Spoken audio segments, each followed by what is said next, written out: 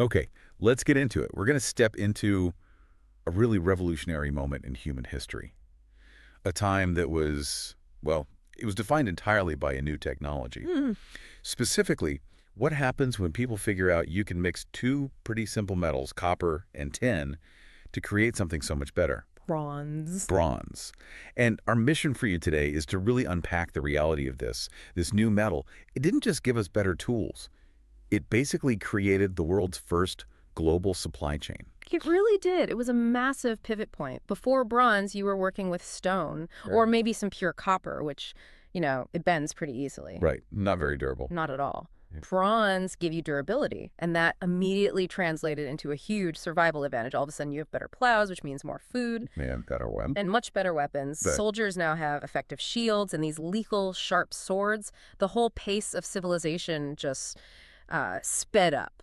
it's kind of a paradox, though, because the recipe seems so simple on the surface. It's just copper plus tin. Right. And copper was pretty common. You could find it all over the Mediterranean and the Middle East. But tin was the real problem. That scarcity is the absolute core of the whole Bronze Age economy. Geologically, tin is it's rare. You don't find it in these big, easy to access veins like you do with copper. So where was it?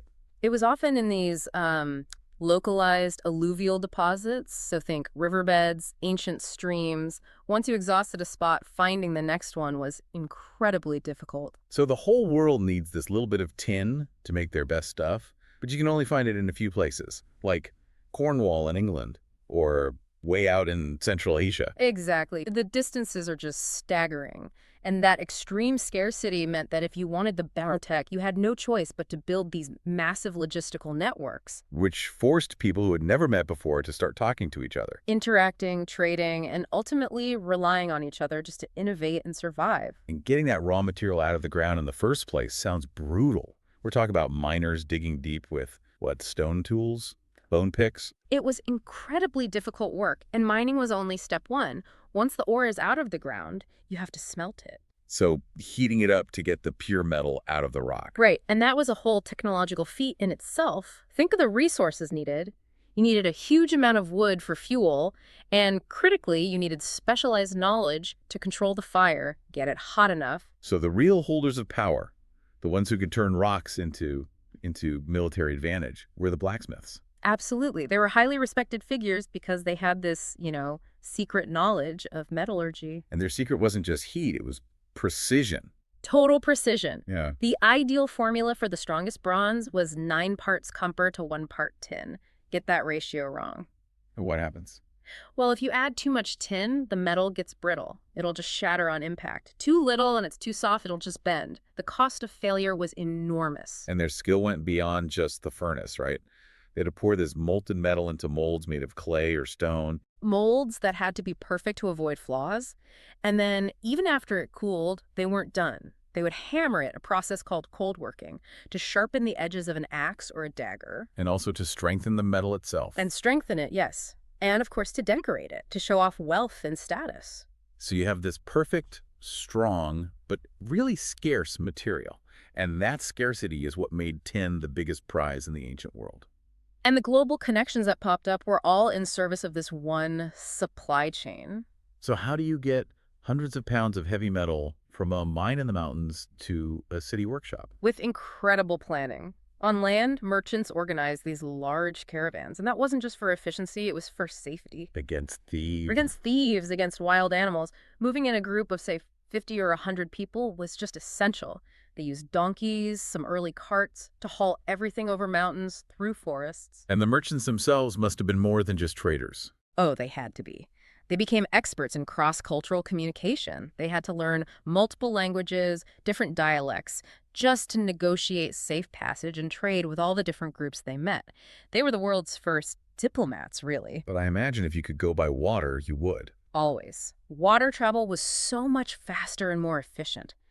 Early wooden ships used oars and simple sails, but they were cautious. Sticking close to the coast. Exactly. They hugged the coastlines, using landmarks to navigate. And rivers. Rivers were the superhighways of the Bronze Age. They let you get deep into a continent, avoiding all the mountains. So you start seeing the first real infrastructure, like docks and ports, being built for commerce. For commerce, yeah. I mean, a single boat could carry the same wheat as dozens of pack animals. It was a complete game changer. And they even innovated how they pack the metal to make it more efficient. They didn't just throw rocks in a boat. No, you see copper being cast into these very specific standardized shapes. The oxhide ingots. The famous oxhide ingots, yeah. They look like a stretched animal hide with 4 legs, and that shape wasn't for decoration. Is practical. Purely practical. It made them really stable for stacking in the curved hull of a boat, and those 4 legs made them easy to carry or tie onto a donkey, and crucially, they were often a standard weight. So, like an early form of currency. Very early unit of account, yeah, long before you had actual coins. Now, we focus a lot on copper and tin, but if you're a merchant traveling thousands of miles, you're not just carrying metal. Absolutely not. The shopping list was long. You're going to haul anything and everything people need. Like salt. Salt was critical. I mean, before refrigeration, salt was how you preserved meat to survive the winter. It was mined from the ground or collected from the sea. Sometimes it was so valuable, it was basically a currency itself. And then you have things like textiles. Weaving was a massive industry. Huge. Fabrics from wool, from flax, sometimes dyed with these brilliant colors from plants and insects. A really fine cloak could be worth several pieces of copper. And you also had the luxury items for the elites. Right, the status symbols. You had amber coming all the way from the Baltic Sea and lapis lazuli from what is now Afghanistan. So you see, it wasn't just about making tools, it was about defining an entire way of life. And being a merchant was a tough, dangerous life. Brutal. You're away for months dealing with constant risk. But in the process, they became more than just traders. They were the vectors of cultural exchange. The ancient world's messengers. Exactly. They brought news, new ideas, new farming techniques from one isolated village to the next. They were connecting the world. So as this trade gets bigger and more complex, you can't just rely on a handshake anymore. No way. You desperately need a system to manage it all. It starts with simple bartering, a goat for an axe. But that's so inefficient. I mean, how many goats is a sword worth? Right. The values are subjective. So the solution was standardization. People started using standard weights of metal little bronze rings or pieces. Proto-currency. A kind of proto-currency, yeah. It made trade fairer, and it made it scalable. A merchant would carry his own polished stone weights just to make sure he wasn't being cheated. And with that complexity, you'd need to start writing things down. And that is the fundamental reason writing systems really took off. You had professional scribes using sharp sticks to press marks into wet clay tablets. Recording what? Exactly. Shipments of copper ingots, sacks of grain, jars of oil, everything. Once that clay tablet dried, the record was permanent. It was a binding contract. So it's not just about preventing arguments. It's about power. It allowed kings and temple officials to manage their growing resources, to collect taxes. Yeah. Writing became the ultimate tool of economic control. And you could see that control in the society itself. Owning bronze became the ultimate status symbol. Oh, for sure. The elite wore bronze jewelry, carried decorated daggers. Meanwhile, the common laborers were still using tools made of stone or wood. It created this very clear, very visible divide in society. And if you controlled a key trade route, your city could become incredibly wealthy almost overnight. Wealthy and powerful. And that cycle technology leads to wealth. Wealth leads to power. That's what led directly to the first true empires in history. But that power definitely came at a cost. A huge cost. All that competition for copper and tin mines, it led to constant violent war. And bronze weapons would have given any army a massive advantage. A terrifying advantage. We see armies fighting specifically to control the choke points of the supply chain, the river ports, the mountain passes. Cities built massive walls to protect their wealth. So capturing one tin mine could make you a king. It could make you the dominant power in the region, yeah, overnight. It's also interesting how spiritual this all was. People didn't just see metal as a resource. No, they often believed it came from the gods deep inside the earth. They'd perform rituals, even sacrifices, to ensure a successful mining operation, which was incredibly dangerous. And we have proof of that, right? We do. Archaeologists find these massive hoards of beautiful bronze objects, axes, swords, jewelry that were deliberately buried or thrown into rivers. As offerings. As sacred offerings, they were never meant to be used. They were gifts to the gods, maybe to say thanks or to ask for help.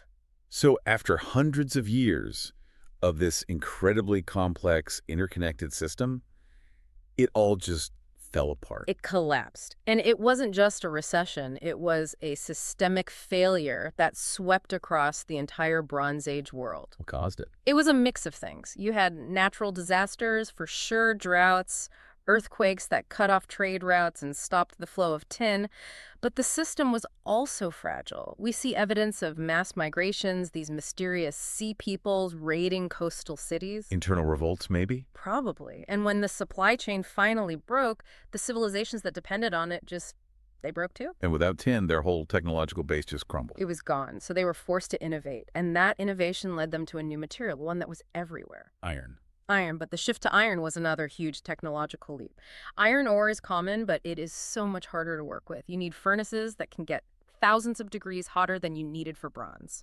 So learning to use iron marked the real end of the Bronze Age. The slow, often violent end of one era and the beginning of the next. So we look back at this whole epic journey. What's the big takeaway? To me, it feels like the Bronze Age is a perfect blueprint for how our world works even now. I think it is. It proves that technology and the hunt for key resources, they dictate everything. The need for a stable supply chain defined who traded with who fought who, and who held power. It's really the origin story of our interconnected world. Yeah, and think about it this way. Our modern world runs on rare earth minerals for our cell phones, for our military tech.